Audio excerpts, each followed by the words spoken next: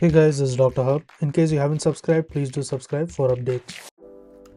Comparison between the types of the sweat glands. So the first is the apocrine. We're looking at apocrine and the ecrine. So in case of the apocrine, it involves the active at puberty. Apocrine is active at the puberty. Next is the ecrine. The ecrine is present throughout life. It is throughout life, it is present.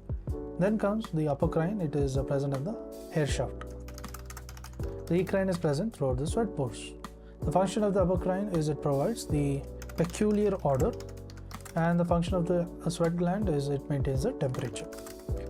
The apocrine, the postganglionic sympathetic neurons, which are adrenergic,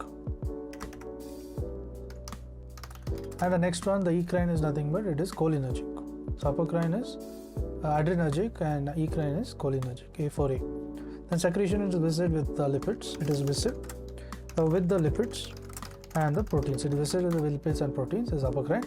Ecrine is it is watery with the salts.